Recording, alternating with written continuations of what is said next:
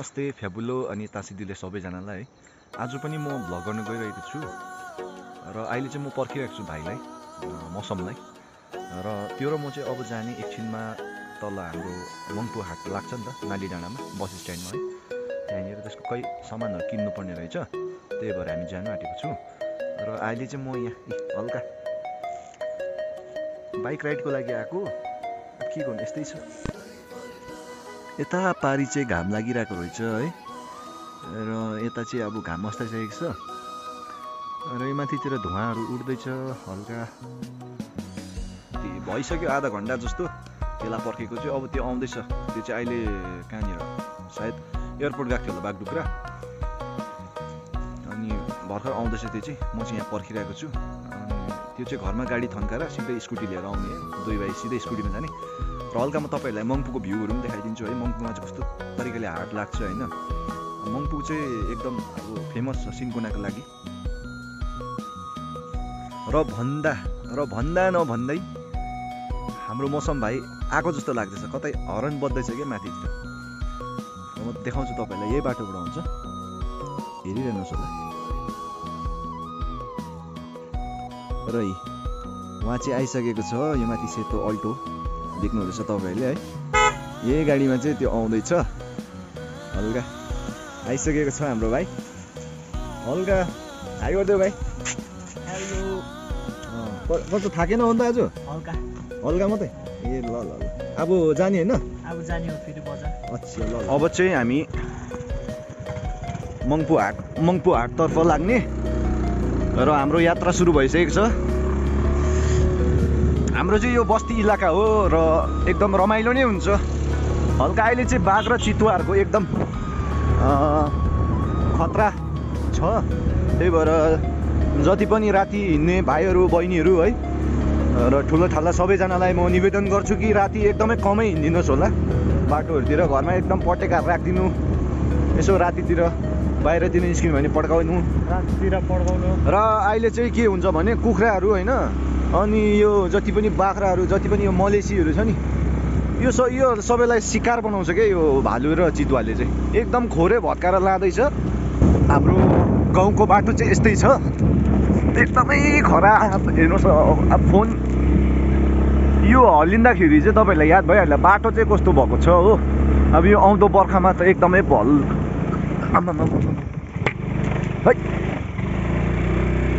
हेर हेर हेर हेर खोलाको बगरमा कुदाएको जस्तो लागेन भाइ लडाउँछ नलडाउ है यहाँ भित्ता देख्ने भइसक्यो र यहाँबाट चाहिँ पारी नै देख्छ हाम्रो बागुडाहरू है हल्का जङ्गल हो यो चाहिँ एकदम यो जति पनि देख्नु हुँदैछ सबै सिन्कोना प्लान्टेसन हो र यहाँदेखि उता चाहिँ कमान एरिया हो र उहाँ जहाँसम्म अघि मैले देखाउँदै थिएँ तपाईँहरूलाई त्यहाँ चाहिँ हाम्रो बस्ती इलाका हो र यसलाई चाहिँ एकदम फेमस भन्छ यो चाहिँ हाम्रो धुप्पी डाँडा हो यहाँसम्म चाहिँ हामी पहिला एकदम रनिङ गरेर आउँथ्यो क्या तलबाट आर्मीमा पुरा इन्ट्रेस्ट थियो होइन त्यति बेला एकदम अब रनिङ गरेर आउँथ्यो युकालो चाहिँ बागबजार जानुहुन्छ तपाईँहरू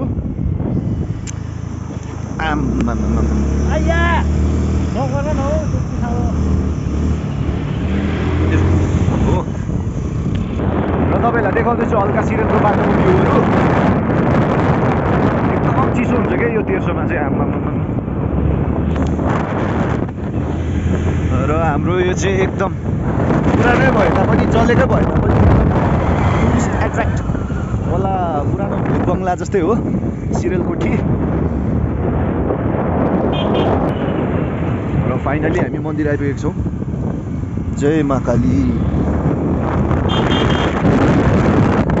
मङ्पु चाहिँ 3 किलोमिटर हो र यहाँबाट बाटो त एकदम राम्रै छ र तपाईँहरूलाई चाहिँ अब सिधै तल मङ्पु हाटमै देखाउँछु नाली डाँडा हाटमा बस स्ट्यान्डमा है अहिले किनकि यहाँ राइड गर्दा एकदमै अप्ठ्यारो भएछ भाइलाई र उहाँले भन्दैछ कि जो प्लिज भ्लग नगरिदिनु न राइड गर्दाखेरि र तपाईँहरूलाई पनि के कस्तो लाग्छ कमेन्ट गरिदिनु होला बिलो है र तपाईँहरूलाई चाहिँ सिधै तल मङ्पु हाट देखाउँ भनेको थिएँ तर यहाँनिर हल्का अलिकति रमाइलो राम्रो भ्यू लाग्यो नि त कि त्यही भएर यहाँबाट देखाइदिएको हजुरहरूलाई हो मजाको डाँडाकाँडाहरू र र नाली डाँडा आइपुग्न आँटेको छौँ हामी, जहाँबाट चाहिँ सिन्डिकेटको गाडी लाग्छ माथि सिरियलसम्म, 74सम्म, 16सम्म है।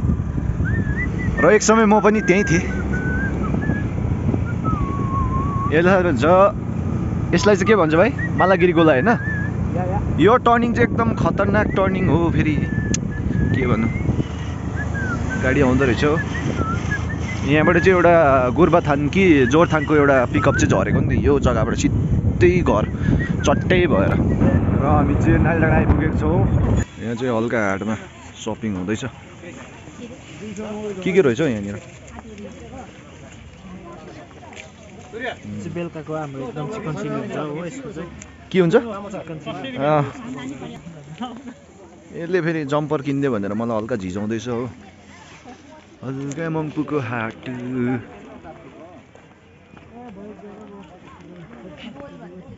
हेरेर किन्न अन्त, यस्तो धेरै रहेछ है। सबै यो के हो? जेबीको त होइन नि? जेबीको कहाँ हो त अन्त यो? होइन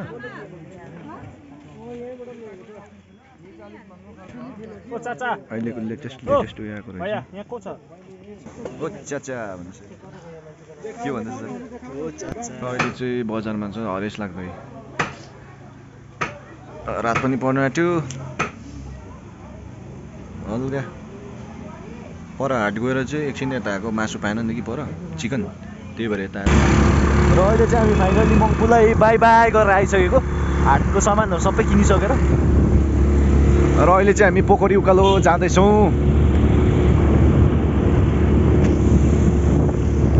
रात परिसकेको छ।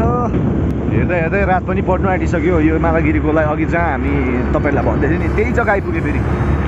र अघि हामी चाहिँ अलिकति उज्यालो हुँदै आएको होइन, तर अहिले चाहिँ रात परिसक्यो।